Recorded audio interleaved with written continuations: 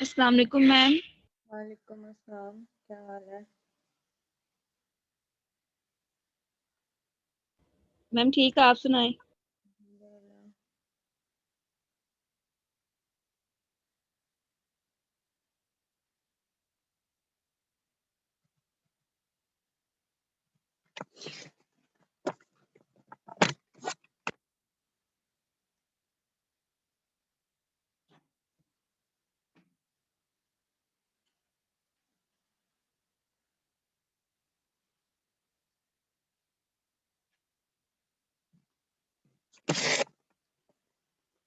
Wednesday को फिर आप लोग आ रहे हैं कॉलेज?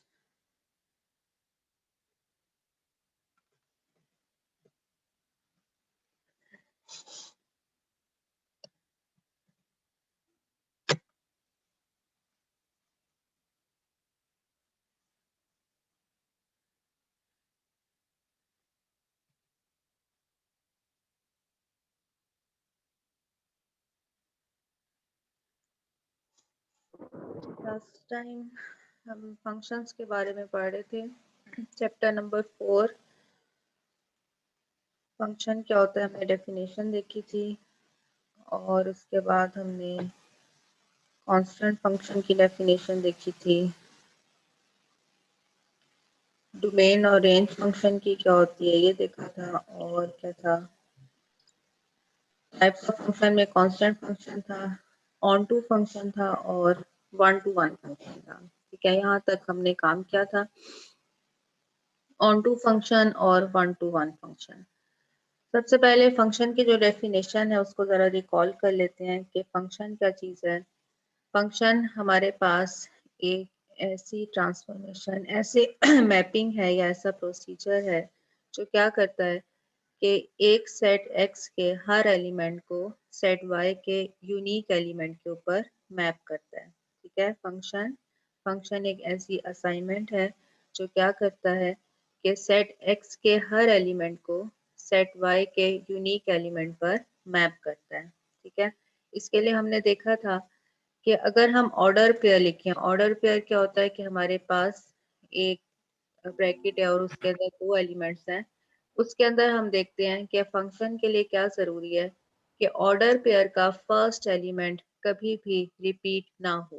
ठीक है, अगर दो आपके पास ऑर्डर पेयर है या तीन है, तो ऐसा नहीं होना चाहिए कि किसी भी ऑर्डर पेयर में फर्स्ट एलिमेंट जो है वो रिपीट हो जाए। ए जो है यहाँ पर, अगर ए है, ये दोबारा कहीं और पर आ जाता पहले नंबर पर, तो इसका मतलब है कि ये फंक्शन नहीं हो सकता था।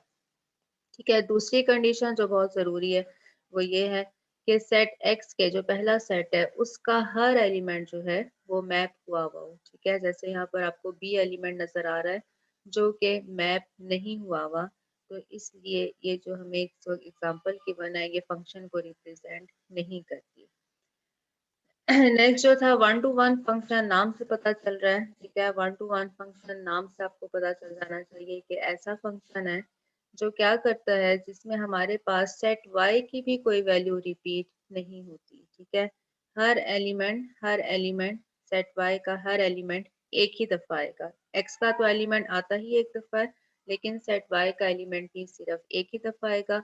सेट y की भी कोई वैल्यू अगर रिपीट नहीं होती, तो इसका मतलब है कि ऐसा फंक्शन हमारे पास वन टू वन फंक्शन है। ठीक है, जिस तरह के ये वाला एक हमें फंक्शन गिवन है, इसमें क्या है कि वन जो है ये कितनी दफा आ रहा है, 3 दफा आ रहा है। y की एक वैल्यू है 1 जो रिपीट होती जा रही है।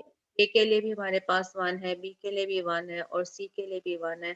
इसका मतलब है कि ये इस वक्त हमारे पास वन टू वन फंक्शन नहीं है। ऑन टू फंक्शन के लिए क्या कंडीशन थी? ऑन टू फंक्शन के लिए कंडीशन थी कि रेंज, हम इधर एक चीज और डिफाइन कर लेते हैं, रिकॉल कर लेते हैं, क्योंकि ये डेफिनेशंस बहुत जरूरी हैं। आपने जब चेक करना हो कि फंक्शन 1 to 1 है या ऑन टू नहीं है। ऑन टू फंक्शन के लिए क्या है कि हमारे पास जो डोमेन होती है फंक्शन की वो क्या होता है, वो पूरा सेट एक्स होता है। ठीक है, सेट एक्स जो है वो हमारे पास डोमेन है, इसमें कोई दूसरी राय नहीं है। सारे ही एलिमेंट हमारे पास कहाँ होते हैं? डोमेन के अंदर होते हैं। लेकिन रेंज क्या होती है? रेंज हमारे पास सेट वाई की सिर्फ वो वैल्यूज होती हैं, पूरा सेट वाई रेंज का होना जरूरी नहीं है। रेंज में क्या होता है? हमारे पास सिर्फ सेट वाई की वो वाली वैल्यूज जो सेट एक्स के किसी एलिमेंट की मैपिंग है। ठीक है, जैसे कि यहाँ पर वन वन वन जो है वो ए की इमेज भी वन है, बी की इमेज भी वन है, सी की इमेज भी वन है। इसका मतलब है कि ये जो वन है, जो सेट एक्स के एलिमेंट्स की मैपिंग आ रही है, ये वन कहाँ चला जाएगा? रेंज में चला जाएगा। लेकिन टू और थ्री किसी भी एलिमेंट की मैपिंग नहीं है, इसलिए टू और थ्री रेंज में नहीं आएंगे। ठीक है, इस वक्त जो ये हमें एग्जांपल गिवन है, इसमें रेंज सिर्फ क्या है? इसमें रेंज में एक ही एलिमेंट है और वो कौन सा है? वन। ठीक है, अब अगर ऐसा हो जाए कि रेंज ऑफ द फंक्शन बराबर हो जाए किसके? सेट वाई के। इसका क्या मतलब है कि सेट वाई के सारे ही एलिमेंट सेट एक्स के किसी ना किसी एलिमेंट की इमेज है। अगर range of function set Y के इक्वल हो जाता है तो ऐसा फंक्शन क्या कहलाता है? Onto function. ठीक है, जैसे यहाँ पर आपको ये वाला ऊपर जो फंक्शन है ये ऑन टू फंक्शन नहीं है, क्योंकि टू और थ्री के लिए हमारे पास कोई यहाँ पर सेट एक्स का एलिमेंट मौजूद नहीं है।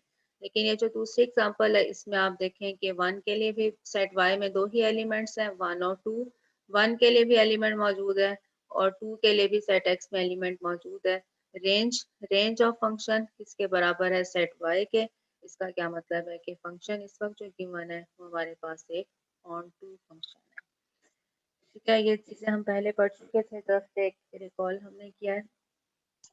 नेक्स्ट है बाइजेक्टिव फंक्शन। बाइजेक्टिव फंक्शन, ठीक है, ऐसा फंक्शन जो वन टू वन भी हो और ऑन टू भी हो। ठीक है, वन टू वन भी हो और ऑन टू भी हो, दो प्रॉपर्टीज को सेटिस्फाई कर रहा हो, is called the bijective function. ठीक है, ऐसा फंक्शन जो हमने पहली दो प्रॉपर्टीज पढ़ी हैं, one to one and onto, दोनों प्रॉपर्टीज को सेटिस्फाई करे, क्या कहलाता है? Bijective function. ठीक है, अब बाइजेक्टिव के लिए हमने देखना है कि क्या कंडीशन जरूरी है।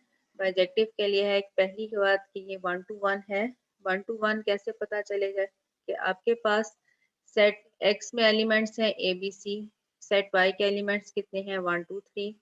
सेट एक्स का जो एलिमेंट है, ठीक है, सेट एक्स का हर एलिमेंट मैप होना चाहिए। पहली तो बात ये हो गई, फंक्शन के लिए जरूरी है।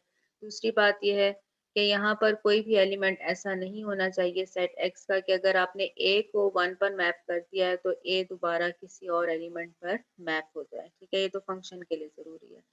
ऑन टू और वन वन वन वन को पहले चेक कर लेते हैं। वन वन की क्या कंडीशन है कि सेट वाई का कोई भी एलिमेंट रिपीट ना हो रहा हो। ठीक है, सेट वाई का भी कोई एलिमेंट रिपीट ना हो।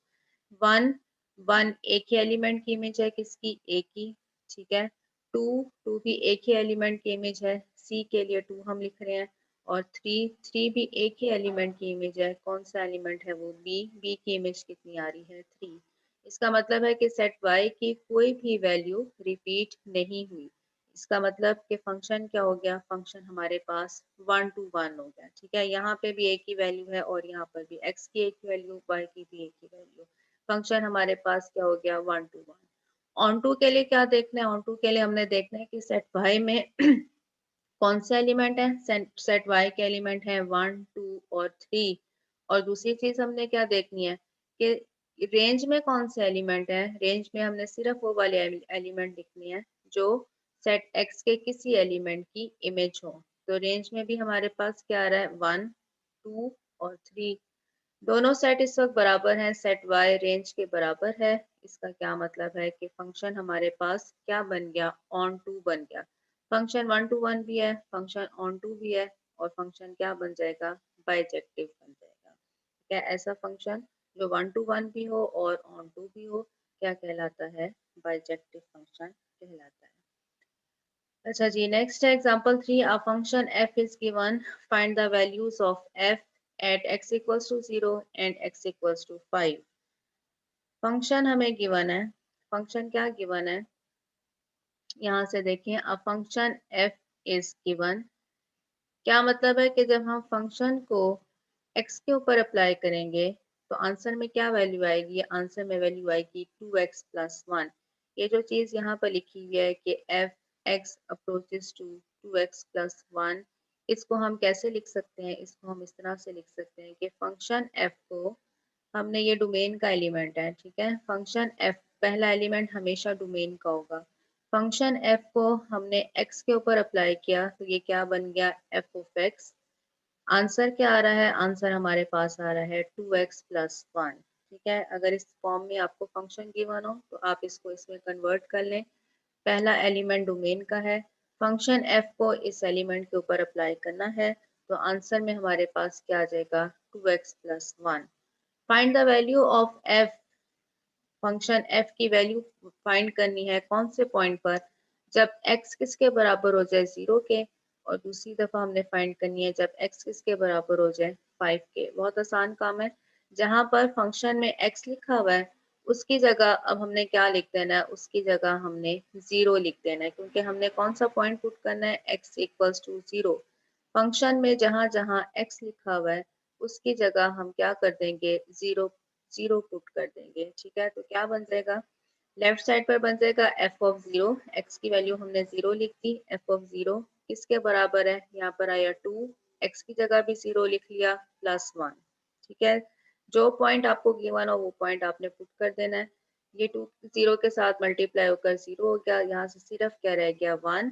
दिस इम्प्लाइज दैट फंक्शन की वैल्यू x इक्वल्स टू 0 पर कितनी आ रही है, 1 आ रही है। ठीक है, x इक्वल्स टू 0 पर फंक्शन की वैल्यू हमारे पास कितनी आ रही है, 1 आ रही है।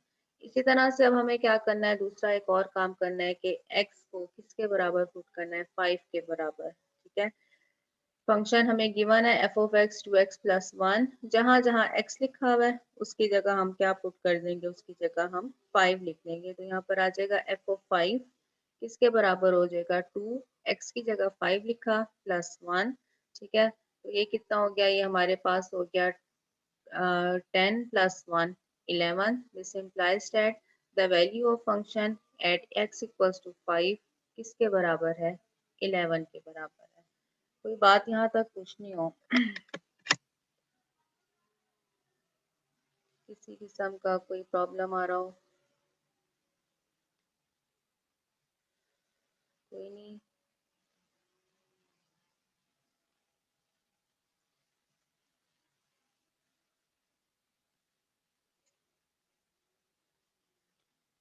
नेक्स्ट हम सवाल करते हैं।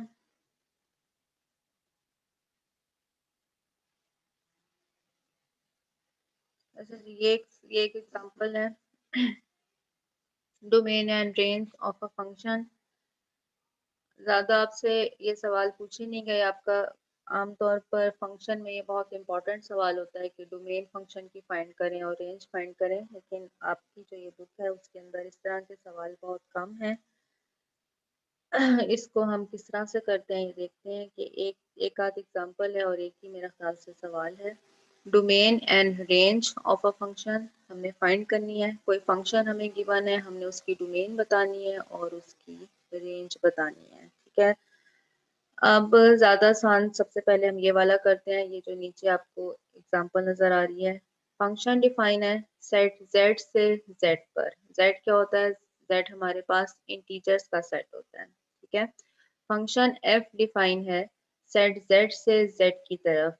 क्या मतलब है कि डोमेन भी हमारे पास सेट z है, सेट ऑफ इंटीजर्स है, और रेंज के एलिमेंट भी कहाँ से आएंगे, सेट ऑफ इंटीजर्स से आएंगे।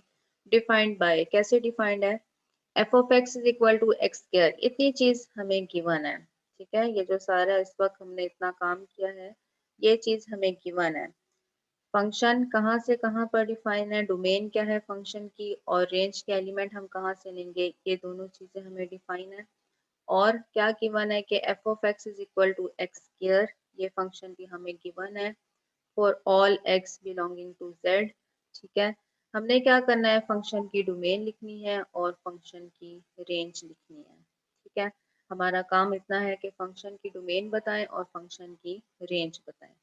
तो डोमेन तो बहुत आसान है ना, डोमेन कहाँ से पता चल रहा है कि ये जो हमारे पास पहला सेट है ये किसके बराबर है, ये डोमेन के बराबर है। आपने देखना है, हो सकता है बाज़ औक़ात ऐसा होता है कि कुछ पॉइंट्स ऐसे होते हैं जिस पर फंक्शन डिफाइन नहीं होता, लेकिन जो बात आपने याद रखनी है वो सिर्फ इतनी याद रखनी है कि हमारे पास जो लीनियर फंक्शन होता है, ठीक है, लीनियर फंक्शन है, या जो हमारे पास लीनियर, और दूसरा हमने एक पढ़ा था कि क्वाड्रेटिक, ये आप पढ़ चुके हैं कि क्वाड्रेटिक हमारे पास क्या होता है, इसमें वेरिएबल की पावर कितनी आ रही होती है, 2।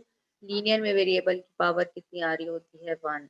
ठीक है, या अगर ऐसा हो जाए कि आपके पास कोई क्यूबिक फंक्शन हो, मतलब कि पावर कितनी आ रही हो, वेरिएबल की सबसे बड़ी पावर कितनी हो, 3। ठीक है, लीनियर फंक्शन हो, क्वाड्रेटिक हो, या क्यूबिक हो, या कोई भी पावर हो, पावर आपके पास लेकिन क्या होनी चाहिए, पावर हमारे पास एक इंटीजर होना चाहिए, पॉजिटिव इंटीजर। ठीक है, आपने पोलिनोमियल की डेफिनेशन पढ़ी थी, हमने जब चैप्टर नंबर 8 किया है वहां पर हमने पोलिनोमियल की डेफिनेशन पढ़ी थी। तो जितने भी पोलिनोमियल्स होते हैं, चाहे वो लीनियर फंक्शन एक पोलिनोमियल है, उसकी डिग्री कितनी है, 1। ठीक है, इसी तरह से जो क्वाड्रेटिक फंक्शन है वो भी एक पोलिनोमियल होता है, उसकी डिग्री कितनी होती है, 2। क्यूबिक फंक्शन है, एक पोलिनोमियल होता है, उसकी डिग्री कितनी होती है, 3। ठीक है, जितने भी पोलिनोमियल हैं, एक बात आपने यहाँ पर याद रखनी है कि पोलिनोमियल में जितने भी वेरिएबल आ रहे हो, ठीक है, उन सब की जो पावर है वो एक पॉजिटिव इंटीजर होना चाहिए। ठीक है, पोलिनोमियल जैसे कि हम यहाँ पर लिख लेते हैं, कोई पोलिनोमियल एक्स क्यूब का लिख लेते हैं, क्यूबिक पोलिनोमियल एक्स पावर 3, 3 एक पॉजिटिव इंटीजर है, प्लस यहाँ पर ऐसा हो सकता है कि 2x स्क्वायर आ रहा हो, अगेन 2 जो है x की पावर 2, ये एक पॉजिटिव इंटीजर है, प्लस यहाँ पर हो सकता है x आ रहा हो। ठीक है, तो x क्या है, x की पावर 1 एक पॉजिटिव इंटीजर है, प्लस कोई कांस्टेंट है c इक्वल्स टू 0। ठीक है, ये हमारे पास पोलिनोमियल है। पोलिनोमियल की डिग्री इस वक्त कितनी है, 3। डिग्री क्या होती है, वेरिएबल की सबसे बड़ी पावर जो होती है वो हमें डिग्री बता देती है पोलिनोमियल की। लेकिन पोलिनोमियल में जो बात ज़रूरी है वो सिर्फ इतनी सी है कि वेरिएबल की पावर जो है वो हमारे पास क्या होनी चाहिए, पॉजिटिव इंटीजर्स होनी चाहिए। ठीक है, यहाँ पर ऐसा नहीं हो सकता कि कहीं पर -3 आ रहा हो या 1/3 आ रहा हो, ऐसा नहीं हो सकता। ना तो फ्रैक्शन में पावर होगी और ना ही हमारे पास पावर नेगेटिव इंटीजर होगी। ठीक है, तो जितने भी पोलिनोमियल्स हैं वो सारे के सारे एक्स की हर वैल्यू के लिए डिफाइन होते हैं। ठीक है, जब आप डोमेन लिख रहे होते हैं तो आपने चेक करना होता है कि यहाँ पर कोई पॉइंट ऐसा तो नहीं है, ये जो आपको सेट गिवन है, पहला सेट गिवन है, आपने ये देखना होता है कि यहाँ पर कोई पॉइंट ऐसा तो नहीं होगा जिसके लिए ये फंक्शन डिफाइन ना हो। डिफाइन होने का ना होने का क्या मतलब होता है, डिफाइन ना होने का मतलब है कि एक्स की आप कोई वैल्यू यहाँ पर पुट करें और आपका आंसर ना आए।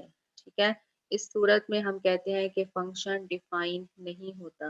लेकिन जितने भी पॉलिनोमियल्स हैं वो x की हर वैल्यू के लिए डिफाइन होते हैं। ठीक है, जितने भी हमारे पास पोलिनोमियल्स हैं वो x की हर वैल्यू के लिए डिफाइन होते हैं।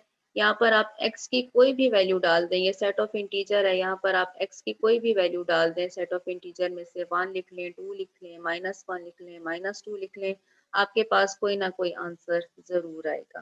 ठीक है, तो याद रखिएगा कि पोलिनोमियल जो है वो x की हर वैल्यू के लिए डिफाइन होते हैं। इस वक्त हमें पोलिनोमियल की वन है एक्स स्क्वायर। ठीक है, क्वाड्रेटिक पोलिनोमियल है, डिग्री 2 है, ये हमारे पास डिफाइन होगा।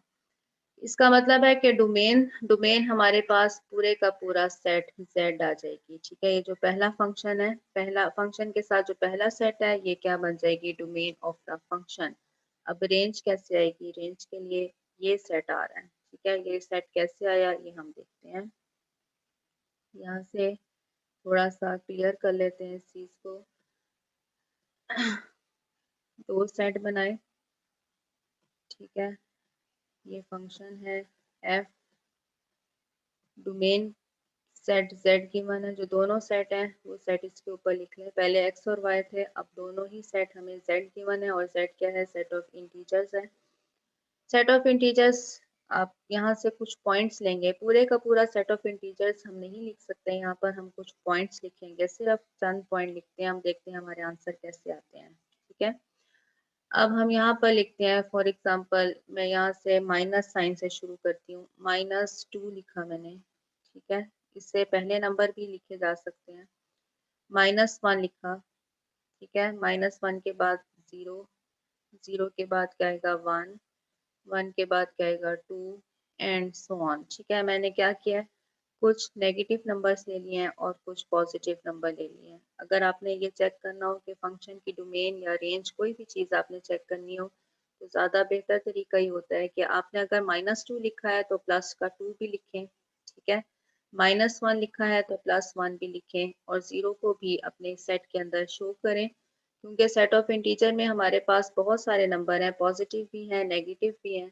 हमने ये देखना है कि हमारे पास आंसर कैसे आ रहे हैं। तो आप क्या करें कि ये डोमेन के एलिमेंट में अगर आप -2 लिख रहे हैं तो +2 भी ज़रूर लिखें, -1 लिख रहे हैं तो प्लस का 1 भी लिखें। ठीक है, ताकि इससे हमें पता चलता है कि हमारे आंसर किस तरह से आएंगे। अब -2 डोमेन का हिस्सा है। ठीक है, -2 हमने डोमेन में लिया है। -2 को जब मैं इस फंक्शन के अंदर लिखूंगी, x की वैल्यू मैंने कौन सी लिखी है, -2। -2 को जब मैं इस फंक्शन के अंदर लिखूंगी तो मेरा आंसर क्या आएगा, -2 का स्क्वायर। -2 का स्क्वायर कितना हो जाएगा, 4। ठीक है, x की इस वैल्यू को, जो वैल्यू आप यहाँ पर लिख रहे हैं, x की इस वैल्यू को आप यहाँ पर फंक्शन की वैल्यू में लिखेंगे, जहाँ पर x लिखा हुआ है उधर आप लिख देंगे -2। -2 का आंसर कितना आएगा, -2 का स्क्वायर हमने लिखना है, तो -2 का स्क्वायर कितना बन जाएगा, 4। -2 के लिए आंसर कितना आया, 4। ठीक है, -1 जब x की वैल्यू -1 इस फंक्शन के अंदर हम पुट करेंगे, ठीक है, तो हमारे पास क्या वैल्यू आएगी, -1 का स्क्वायर। -1 का स्क्वायर किसके बराबर होगा, 1 के बराबर होगा। ठीक है, 0 जब 0 को यहाँ पर पुट करेंगे तो आंसर कितना आएगा, 0। 0 के लिए आंसर हमारे पास आ रहा है 0। अगेन 1, 1 को जब यहाँ पर लिखा जाएगा, ठीक है, x की वैल्यू 1 जब हम फंक्शन के अंदर पुट करेंगे तो हमारे पास जो आंसर आएगा वो रेंज का आंसर होगा। 1 का आंसर कितना आएगा, 1। ठीक है, इसी तरह से जब हम 2 लिखेंगे तो 2 का स्क्वायर कितना बन जाएगा, 4। यहाँ पर मेरे पास आंसर आ रहा है कितना, 4। ठीक है, ये जो मेरे पास आंसर आ रहे हैं ये कहाँ पर आ रहे हैं, ये रेंज के आंसर हैं। ठीक है, क्योंकि जब आप फंक्शन की वैल्यू को, डोमेन की किसी वैल्यू को पुट करते हैं फंक्शन के अंदर, तो जो आंसर आता है वो कहाँ पर होता है, वो रेंज का आंसर होता है। ठीक है, तो ये जो आंसर मेरे पास आए हैं 0, 1, 4, ये कहाँ पर आएंगे, ये रेंज के आंसर हैं। ठीक है, अब देखें अगला नंबर कौन सा है, 2 के बाद अगला नंबर आएगा 3। ठीक, 3 को जब इसमें पुट किया जाएगा तो इसका आंसर कितना आएगा, इसका आंसर आएगा 9। 3 का स्क्वायर 9। उसके बाद हमारे पास इंटीजर 4 भी होगा। 4 का आंसर कितना आ रहा होगा, 4 का आंसर आ रहा होगा 16। ठीक है, आप यहाँ पर 4 लिख रहे हैं तो यहाँ पर -4 भी लिखिएगा, दोनों के आंसर सेम आएंगे 16। हम यहाँ पर 5 लिखते हैं तो हमारे पास आंसर कितना आएगा, 5 का स्क्वायर कितना हो जाएगा, 25। ठीक है, तो हम ये यहाँ से क्या चीज़ पता चली कि हमारे पास जो आंसर आ रहे हैं वो कौन से आ रहे हैं, वो आ रहा है 0, 1, 4, ठीक है, 9, 16, 25 एंड सो ऑन। ये सारे के सारे हमारे पास आंसर आ रहे हैं। ये आंसर क्या चीज़ है, ये आंसर हमारे पास रेंज ऑफ द फंक्शन है। ठीक है, तो डोमेन में हमारे पास क्या आया, पूरा सेट Z, और रेंज में हमारे पास क्या आ रहा है, रेंज में हमारे पास वो वाली वैल्यूज आएंगी, वो वाली वैल्यूज आएंगी जब हम डोमेन की वैल्यू को यहाँ पर पुट करेंगे तो जो आंसर हमारे पास आएगा वो हमारे पास रेंज की वैल्यूज आएंगी। तो रेंज हमारे पास किस तरह से आ रही है, 0, 1, 4, 9, 16, 25 एंड सो ऑन। ठीक है, ये ये जो इस वक्त हमें सेट Z गिवन था, ठीक है, ये जो सेट गिवन था इसी के कुछ एलिमेंट्स हमारे पास आंसर में आ रहे हैं, पूरे का पूरा Z हमारे पास आंसर में नहीं आ रहा। ठीक है, z तो था ना कि -1 है, -2 है, -3 है, सो ऑन 0 1 2 3 4 5 सारे एलिमेंट कहाँ पर हैं इस वक्त सेट z में होते हैं। लेकिन जो हमारे पास आंसर आ रहे हैं वो सिर्फ कौन से आ रहे हैं, वो आ रहे हैं 0 1 4 और 9 आ रहा है, 16 आ रहा है, 25 आ रहा है। आप देख रहे हैं कि 2 आपके आंसर में नहीं आ रहा, इसी तरह से 3 जो है वो आंसर में नहीं आ रहा। सिर्फ वो वाले नंबर जो हमारे पास आंसर में आ रहे हैं वो कहाँ चले जाएंगे, रेंज ऑफ फंक्शन में। क्लियर है ये बात? अच्छा जी, जो काम हमने यहाँ पर करना है वो ज़रा मैं आपको करा दूँ, क्योंकि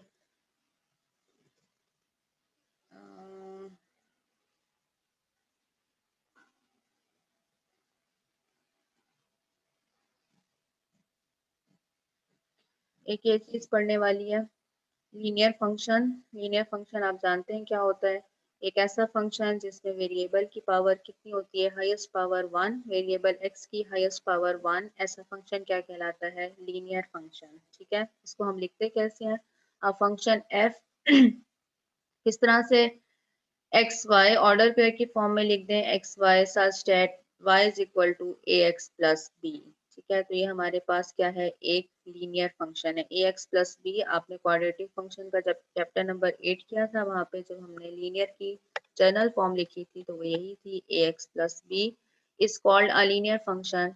ये चीज़ ज़रा नोट कर लीजिएगा, ऑब्जेक्टिव के लिए ज़रूरी है। The graph of a linear function represents a straight line. ठीक है, जितने भी हमारे पास लीनियर फंक्शन हो, लीनियर फंक्शन का क्या मतलब है कि हमारे पास ए एक्स प्लस बी की फॉर्म में कोई भी इक्वेशन आ जाती है, अगर हम उसका ग्राफ बनाए, बनाना नहीं है हमने, सिर्फ हम यहाँ पर लिख रहे हैं कि अगर हम ऐसे फंक्शन का ग्राफ बनाए तो वो ग्राफ हमेशा कैसे होता है, एक स्ट्रेट लाइन आती है। ठीक है, लीनियर फंक्शन का ग्राफ एक स्ट्रेट लाइन है, सीधी लाइन इस तरह से हो सकती है, हॉरिजॉन्टल हो सकती है, वर्टिकल हो सकती है। बस आपने ये याद रखना है कि लीनियर फंक्शन का ग्राफ एक स्ट्रेट लाइन है। क्वाड्रेटिक क्वाड्रेटिक फंक्शन का ग्राफ कैसे होगा, क्वाड्रेटिक इक्वेशन हम जानते हैं, a x square plus b x plus c is called a quadratic function. The graph of the quadratic function represent a parabola. ठीक है, जितने भी क्वाड्रेटिक फंक्शन हैं, क्वाड्रेटिक फंक्शन जितने भी हैं हमारे पास, हम उनका अगर ग्राफ बना लें, किसी भी क्वाड्रेटिक फंक्शन का ग्राफ बनाएं तो उसका ग्राफ कैसा होता है, एक पैराबोला होता है। पैराबोला क्या चीज़ है, पैराबोला हमारे पास यू शेप, जिस तरह से यू होता है हमारे पास वही शेप होती है पैराबोला की। ठीक है, यू या तो सीधा हो सकता है, जिस तरह से हम सीधा यू यू लिखते हैं वही वाला यू है, या यू की शेप कैसे हो सकती है, उल्टी हो सकती है, या यू कैसे हो सकता है, राइट साइड पर ओपन हो सकता है, या कैसे हो सकता है, यू को हम इस तरह से लिखें कि ये लेफ्ट साइड से ओपन हो। ये सारी शेप्स, ये चार शेप्स कौन सी कहलाती हैं, पैराबोला कहलाती हैं। आपने जो चीज़ याद रखनी है वो ये कि क्वाड्रेटिक फंक्शन का ग्राफ एक पैराबोला होता है। स्ट्रेट लाइन किसका है, लीनियर फंक्शन का, और क्वाड्रेटिक का ग्राफ क्या है, parabola. Inverse of a function, her function का इनवर्स एग्जिस्ट नहीं करता। ठीक है, हर फंक्शन का इनवर्स एग्जिस्ट नहीं करता। कौन से फंक्शन ऐसे होंगे जिनका इनवर्स एग्जिस्ट करेगा, उसके लिए ज़रूरी है कि फंक्शन एक बाइजेक्टिव फंक्शन हो। ऐसा फंक्शन जो बाइजेक्टिव फंक्शन हो उसका इनवर्स एग्जिस्ट करता है। अगर फंक्शन बाइजेक्टिव नहीं है तो उसका इनवर्स एग्जिस्ट नहीं करता। ठीक है, ये चीज़ जो यहाँ पर याद रखने वाली है कि कौन से फंक्शन ऐसे होते हैं जिनका इनवर्स एग्जिस्ट करता है, तो आपने याद रखना है कि ऐसा फंक्शन f जो बाइजेक्टिव हो उसका इनवर्स एग्जिस्ट करेगा। ठीक है, if f x to y is a bijective function then f inverse का क्या मतलब है, आप f के ऊपर -1 का साइन डाल देंगे। f इनवर्स कहाँ से होगा, y से x की तरफ। ठीक है, फंक्शन f x से y की तरफ है। ठीक है, x इसकी डोमेन है, y की तरफ हम जाते हैं, लेकिन जो इनवर्स फंक्शन है वो कहाँ से होगा, उसकी डोमेन सेट y बन जाएगी, और उसके लिए जो हम रेंज लिख रहे होंगे वो क्या लिख रहे होंगे, वो सेट x लिख रहे होंगे। ठीक है, तो f inverse y to x is its inverse function. Only a bijective function has its inverse, and if a certain function is not bijective then its inverse cannot be taken. ठीक है, तो यहाँ पर जो बात इम्पोर्टेंट है वो क्या, कि फंक्शन एफ अगर हमारे पास एक बाइजेक्टिव फंक्शन है, बाइजेक्टिव की डेफिनेशन हमने पढ़ ली कि फंक्शन को 1 to 1 भी होना चाहिए, फंक्शन को ऑन टू भी होना चाहिए। अगर फंक्शन एफ हमारे पास बाइजेक्टिव फंक्शन है तो फिर एफ का इन्वर्स एग्जिस्ट करता है। एफ का इन्वर्स कैसे लिखते हैं, एफ के ऊपर -1 का आप साइन डालेंगे, फंक्शन कहाँ से कहाँ पर होगा, y से x की तरफ होगा। ठीक है, इसकी आपने ऑर्डर को चेंज कर देना है, y से x is it's inverse function. Function पर कंडीशन है फंक्शन बाइजेक्टिव है, अगर ऐसा फंक्शन जो बाइजेक्टिव ना हो उसका इनवर्स भी एग्जिस्ट नहीं करता। तो ये तो 3 चीजें आपने पढ़ी है जो ऑब्जेक्टिव के लिए बहुत इंपॉर्टेंट है। क्या था कि लीनियर फंक्शन उसका ग्राफ एक स्ट्रेट लाइन है, क्वाड्रेटिक फंक्शन है उसका ग्राफ एक पैराबोला है, और इनवर्स फंक्शन, फंक्शन अगर हमारे पास बाइजेक्टिव होगा तो फिर उसका इनवर्स एग्जिस्ट करेगा। ठीक है,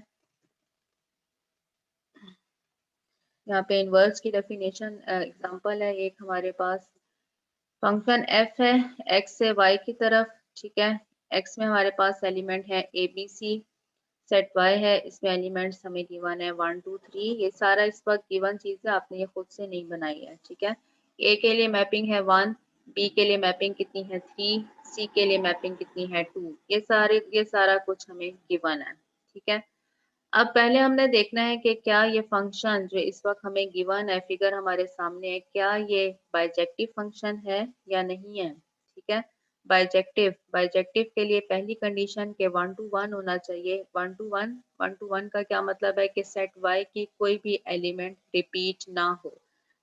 ठीक है, 1 देखें एक ही दफा आ रहा है, 2 भी एक ही दफा आ रहा है, 3 भी एक ही दफा आया है। ठीक है, तो सेट वाई की कोई एलिमेंट रिपीट नहीं हुआ। ऑन टू, ऑन टू के लिए हमने चेक करना है कि जो हमारे पास वैल्यूज आ रही हैं, जो रेंज की वैल्यूज हैं वो कौन सी हैं, 1 2 और 3, और सेट वाई में कितनी वैल्यूज हैं, सेट वाई में भी यही एलिमेंट्स हैं 1 2 और 3। ठीक है, सेट वाई और रेंज आपस में बराबर हैं, इसका क्या मतलब है कि फंक्शन कौन सा हो जाएगा, फंक्शन ऑन टू हो गया। फंक्शन 1 to 1 भी है, फंक्शन ऑन टू भी है, इसका क्या मतलब है, फंक्शन हमारे पास बाइजेक्टिव हो गया। जब फंक्शन बाइजेक्टिव है तो हम उसका इनवर्स लिख सकते हैं, इनवर्स लिखा एफ इनवर्स। ठीक है, अब फंक्शन जो है वो चेंज हो जाएगा, ये फंक्शन कहाँ से कहाँ पर आ रहा है, एक्स से वाई की तरफ जा रहा था, ये फंक्शन कैसे होगा, ये y से x की तरफ आएगा। सिर्फ आपने देखें ये एरो के साइन को चेंज करना है, ये a से 1 की तरफ हम गए हैं, अब हमने 1 को मैप कर देना है किसके ऊपर, a के ऊपर, 2 को मैप करना है किसके ऊपर, c के ऊपर, और 3 को मैप करना है किसके ऊपर, b के ऊपर। ठीक है, तो ये इसका जो ऑर्डर था वो हमने चेंज किया, y से x की तरफ हमारे पास फंक्शन है, यहाँ पर एरो के साइन हमने चेंज किए हैं, पहले a से 1 की तरफ आ रहा था, अब हम 1 से a की तरफ जा रहे हैं। ठीक है, तो ये एक इनवर्स फंक्शन, इसको आप ऐसे भी लिख सकते हैं कि f inverse of 1, f inverse of 1 किसके बराबर है, a के बराबर है, f इनवर्स ऑफ 2 किसके बराबर आ रहा है, c के बराबर, और f इनवर्स 3 किसके बराबर आ रहा है, b के बराबर। ठीक है, यहाँ पर जो फंक्शन होता है उसको आपने डोमेन के ऊपर अप्लाई करना होता है। अब हम चलते हैं अपनी एक्सरसाइज की तरफ। ये मैंने आपकी इस दफ़ा नोट नहीं किए हैं बल्कि डायरेक्ट पीडीएफ ही शेयर कर दिया है।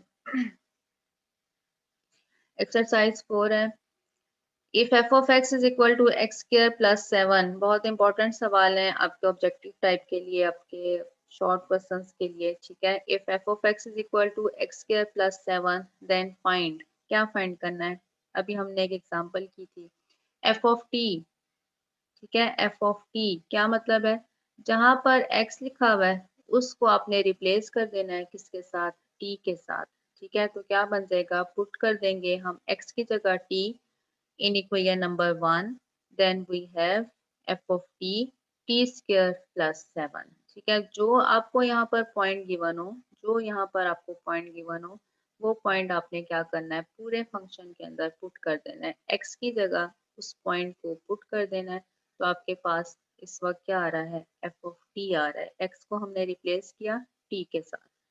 अगला हमने क्या कैलकुलेट करना है, एफ ऑफ t+2, ठीक है। जहां जहां x लिखा हुआ है, जहां जहां x लिखा हुआ है उसकी जगह क्या लिख देना, उसकी जगह आपने t+2 पुट कर देना है। पुट किया x is equal to t+2 in equation number 1 we have f of t+2। यहाँ पर भी क्या आ जाएगा, यहाँ पर x की जगह हम क्या लिख देंगे, t+2 का स्क्वायर प्लस 7, स्क्वायर को ओपन करें, t square plus 4t plus 4 plus 7 t square plus 4t plus 11, हमारे पास आंसर आ गया। ठीक है, जो भी आपको पॉइंट गिवन है वो पॉइंट हम इसके अंदर पुट कर देंगे। 1/x को करके देखते हैं। 1/x, जहां जहां फंक्शन में x लिखा हुआ है उसकी जगह आपने क्या लिख देना है, 1/x। Replacing x by 1/x in equation number 1 we have f of 1/x। ठीक है, f ऑफ 1/x किसके बराबर हो जाएगा, x की जगह हमने क्या लिख देना है, 1/x। 1/x का स्क्वायर प्लस 7, तो ये किसके बराबर होगा, 1/x स्क्वायर प्लस 7। ठीक है, एक और यहाँ से देखते हैं, ये स्क्वायर रूट वाला करके देखते हैं। ठीक है, ये स्क्वायर रूट वाला है, रिप्लेस करना है हमने x को by square root of x in equation number 1 we have, जहां जहां x लिखा हुआ है उसकी जगह अब हमने क्या लिख देना है, स्क्वायर रूट ऑफ x। ठीक है, यहाँ पर आ जाएगा f of square root of x किसके बराबर आएगा, स्क्वायर रूट ऑफ x का स्क्वायर प्लस 7। ठीक है, square root of x square plus 7 ये किसके बराबर हो गया, x प्लस 7। कोई सवाल यहाँ पर पूछना हो, काम आसान ही है। जस्ट आपने पॉइंट को रिप्लेस करना है दूसरे पॉइंट के साथ, x को रिप्लेस करना है किसी और पॉइंट के साथ। कोई सवाल हो यहाँ पे, कोई नहीं, आगे चलते हैं। If f of x is equal to 1/x, if x is greater than 7, function इस तरह से डिफाइन है। फंक्शन दो तरह से डिफाइन है, दो वैल्यूज फंक्शन की गिवन है। एक वैल्यू गिवन है 1/x और एक वैल्यू गिवन है 2x। ठीक है, ये फंक्शन f की ही दो वैल्यूज गिवन है, एक दफा है 1/x और दूसरी दफा है 2x, लेकिन कंडीशन दोनों की चेंज है। 1/x कब आप लिख सकते हैं फंक्शन की वैल्यू, जब x 7 से बड़ा है, x इज ग्रेटर देन 7, और फंक्शन की वैल्यू 2x है जब x लेस देन और इक्वल्स टू 7 है। ठीक है, ये इस तरह से हमारे पास के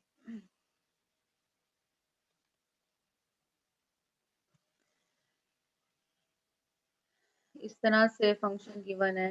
एक मिनट, यहाँ से हम एक रियल लाइन बनाते हैं क्योंकि फंक्शन हमें रियल लाइन पर गिवन होते हैं। बनाना आपने नहीं है, सिर्फ मैं आपको बता रही हूँ। यहाँ पर कहीं पॉइंट हमारे पास 7 है। ठीक है, 7 के अबाउट हमें इसका फंक्शन दो टाइप गिवन है, x इज इक्वल टू 7। जब हमारे पास फंक्शन, जब हमारे पास x की वैल्यू 7 से बड़ी है, ये 7 पॉइंट है, x की वैल्यू 7 से बड़ी कहाँ पर होगी, इस सारे पोर्शन के लिए। ठीक है, 7 से बड़ी, इसके लिए फंक्शन क्या है, इसके लिए फंक्शन है 1/x। ठीक है, नेक्स्ट क्या है कि जब x लेस देन और इक्वल टू 7 है, यहाँ पर इक्वलिटी भी आ रही है। ठीक है, जब 7 के बराबर है या 7 से छोटा है, वो ये वाला सारा पोर्शन होगा। और इस पोर्शन के लिए हमें फंक्शन क्या गिवन है, इस पोर्शन के लिए फंक्शन गिवन है 2x। ठीक है, हमने करना क्या है, find the values of f of -4, f of 4, f of 0, f of 3, f of 7.9, 6.9 and t square plus 5। ठीक है, अब देखें जहां पर x की वैल्यू कितनी है, -4, ये -4 कौन से पोर्शन पर आ रहा है, ये -4 आ रहा है यहाँ पर। ठीक है, ये 7 से छोटी वैल्यू है, -4 क्या है, 7 से एक छोटी वैल्यू है। तो आप कौन सा फंक्शन यूज करेंगे, आप यहाँ पर फंक्शन यूज करेंगे 1/x वाला। ठीक है, जब x की वैल्यू 7 से क्या है, लेस है या 7 के बराबर